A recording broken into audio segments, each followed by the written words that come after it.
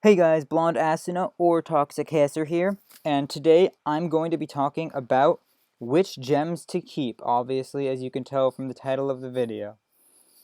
Uh, Alright, actually, to start this video off, I'm going to be heading over to the Golem Dungeons really quickly, just to explain my rationale a little bit.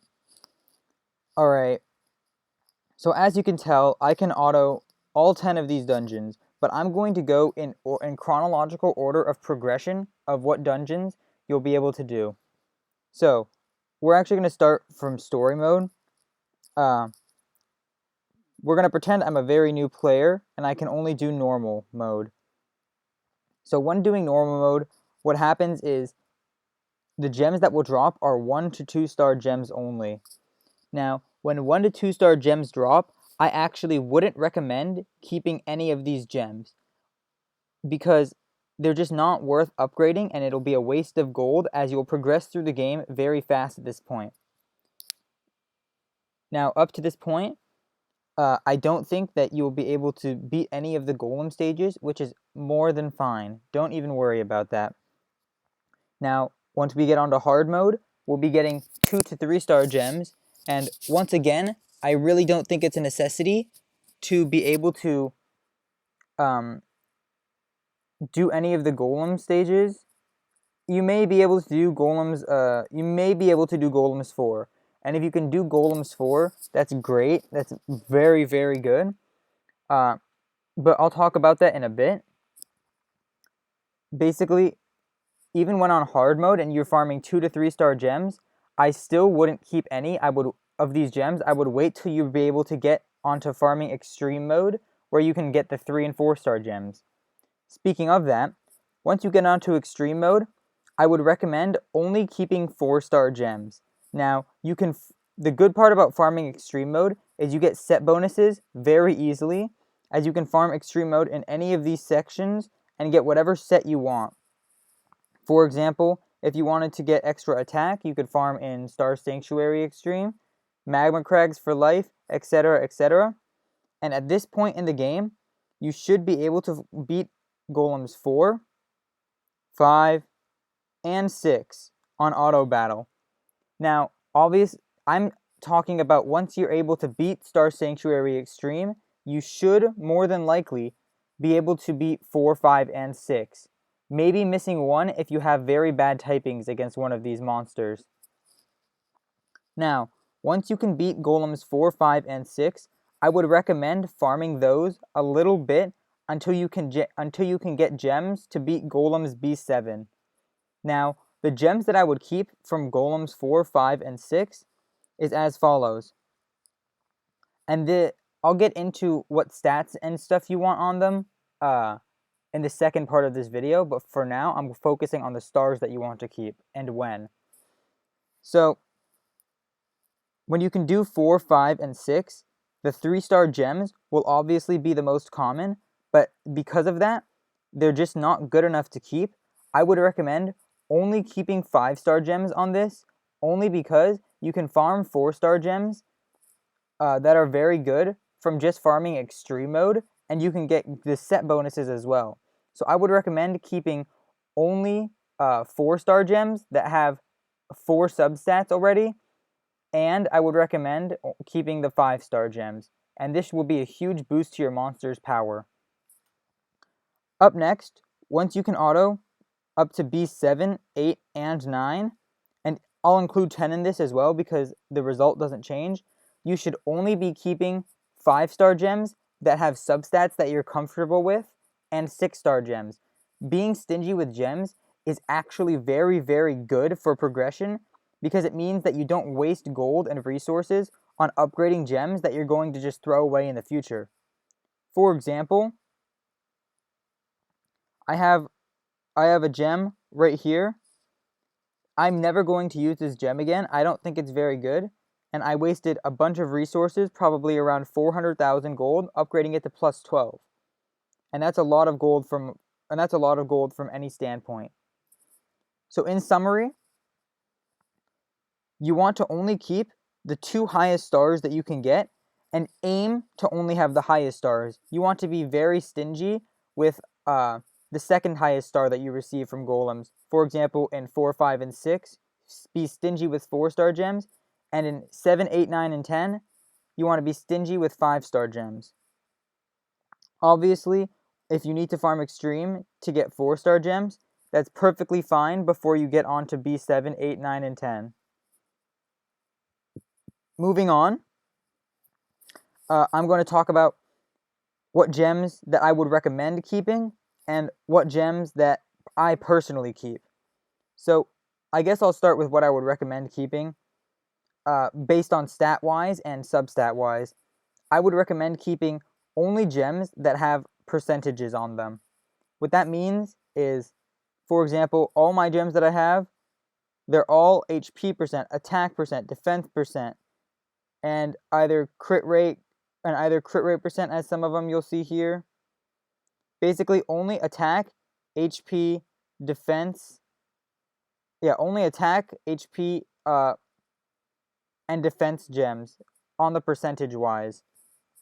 Now, sets, while they are important, I wouldn't really recommend going for completed sets in like the early and mid game, as the base stats that you get from the certain gems that might be from the wrong sets are much more worth than just throwing those away and letting them go to waste. For example, I keep a lot of these gems that are of bad sets. What I mean by bad sets are the sets are like flat bonuses rather than percentage bonuses, because obviously in the late game percentages are better since your monsters are stronger. However, I still only keep attack, HP, and defense percent as the main stat. Now, there is an exception. I'll keep crit rate gems only if they're on intuition or ruined sets. And this is because those are the sets that actually scale with critical hit rate and critical hit damage, which make them very, very more efficient than the other sets. Moving on to substats now. This can vary from player to player. Personally, I'll talk about my preferences. I only keep gems that have a resist substat. And this is because if you've heard my videos before, especially in PvP, you know how valuable I value resist at. Like in my gem guide, I recommend conviction on nearly every monster. And that's just because it's so incredibly valuable that I make sure every single one of the gems that I keep has resistance. Every single one of my gems. Yeah. Anyways, some other important notes to keep are crit rate can be very, very good on gems. If you want an example of that, you can look at my Woodleo. He has an extra 34% crit rate, and he doesn't even run a crit rate gem. That makes him crit quite a bit at almost 50% crit rate, which is very, very nice, especially since I run an attack gem on him. Other good substats to aim for besides just crit rate, only for damage dealers obviously, a crit rate on say a Water Nightmare isn't that special. But other important substats to try to aim for are pretty much any percentage substats.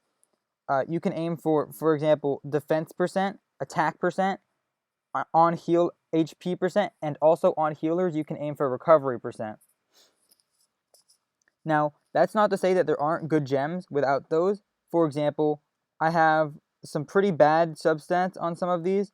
As you can see, I have flat defense and flat HP on this gem that I used quite a bit. I have recovery percent on a non-healer plus a flat defense. The main important thing is to focus on the rolls. And here's what I mean. I'll do a little treat for you guys right now. This is a gem that I've been liking for quite a bit. Let's see what I get on it. I'll upgrade it right now for you guys to show you guys like what my standards are. So obviously this gem has a base of 9 resistance, which is actually insane. It's a 6-star defense gem on protection set, and unluckily we get flat attack, but it won't matter too much depending on how we roll with when we get it up to plus 12. Hopefully 15 million gold will be enough to get it to plus 12. Kappa.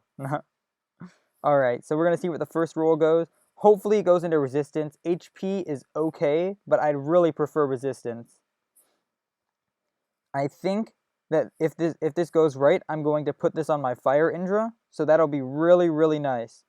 Alright, we get flat defense, which, I mean, I prefer it over the flat attack, personally, just for how I'm going to put it on my Fire Indra, but it's still not preferable.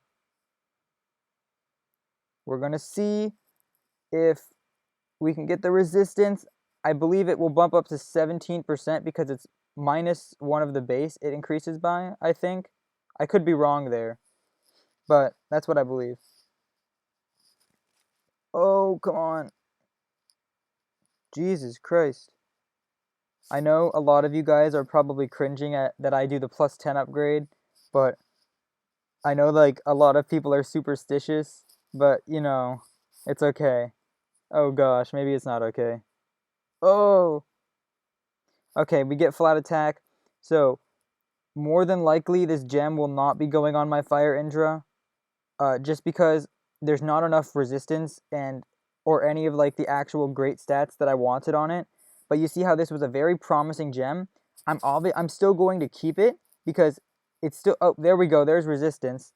So it has 15 resistance. We'll see if I can get a better gem by the time my Fire Indra gets to the point where I want it to be. But this is still an overall pretty decent gem. Obviously, the rolls didn't go quite the way I wanted them to, but nonetheless, it's a decently strong gem that I'll definitely use on someone.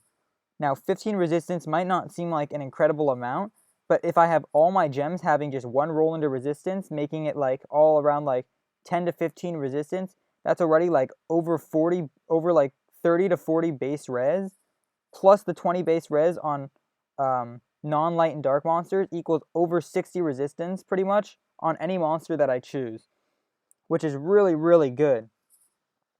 That's why I focus on resistance on all of my gems. However, new players can afford to be a little less stingy when then everything has to have resistance and can focus on just like maybe everything having percentage substats or something along the lines of that. It's really up to individual discretion, and there's not really a wrong answer, I guess. It's just how many resources are you willing to put into something that you might not keep in the future. Anyways, guys, I hope this was helpful for you guys, as I know a lot of people have trouble choosing what gems to keep. But yeah, I hope this helped. Leave a comment below if you want to know, or if you want me to make a certain video. And thanks for watching. Peace out.